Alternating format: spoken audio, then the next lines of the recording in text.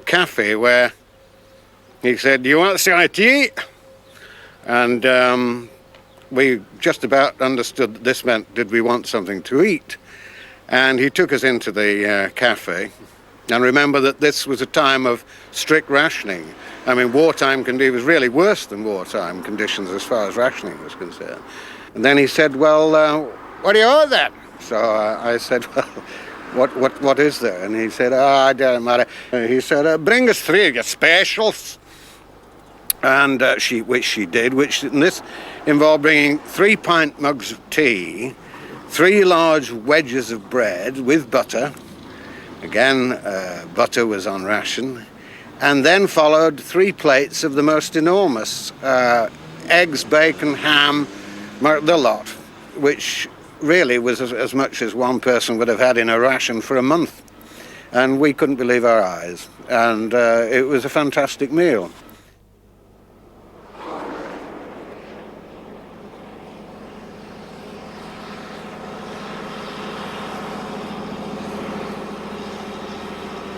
A long straight climb now brings us past Hollowgate Farm, home of Lenore Knowles, whose family is part of the history of this section of road.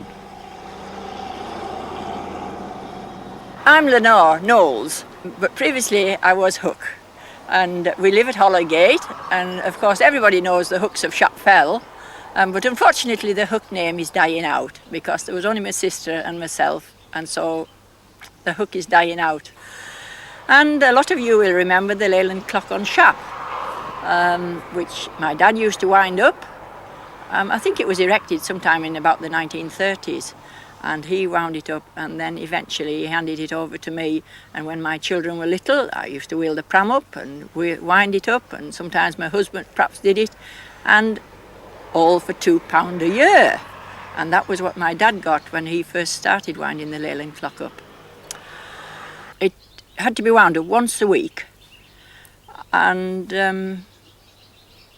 it was a good timekeeper, and it was really an advertisement for Leyland Motors. It had Leyland Motors written over the top, and William Potts of Leeds were the clockmakers, and the man that used to come to service it, he was Ivor Jones, and he used to come and stay with us overnight while he came to service the clock. And it was really a well-known landmark. A lot of you will also remember the Jungle Transport Cafe, which our house was between the Leyland Clock and the Jungle Transport Cafe. And if we were directing anyone to our house, we used to say, "Our house is between the Leyland Clock and the Jungle Transport Cafe," and it didn't matter whether they came from John O'Groats or Land's End, they knew where we were. And both those landmarks have gone now. So instead I have my little windmill outside, and it is nearly as famous as the Leyland Clock. Oh yes, I relied on the old Leyland Clock and for timing as well, you know. Wherever you went, you only mentioned Leyland Clock.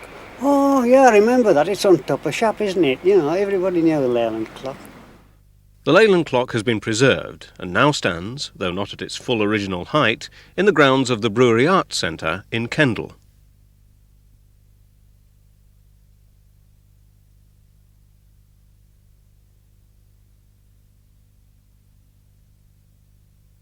"500 yards east of the old High Borough Bridge on the old road is Huck Bridge.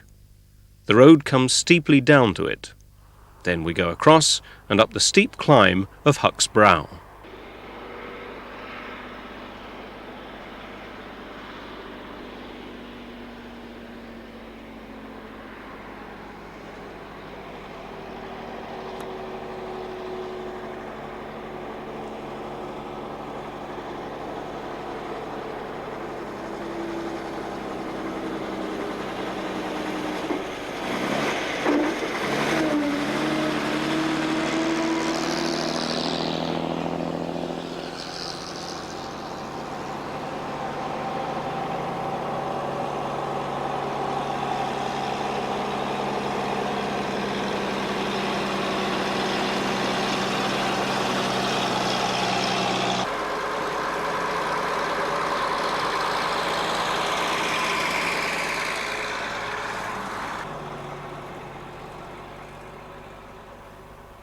Now we start the real climb up to the Shap summit. This is where the lorries used to crawl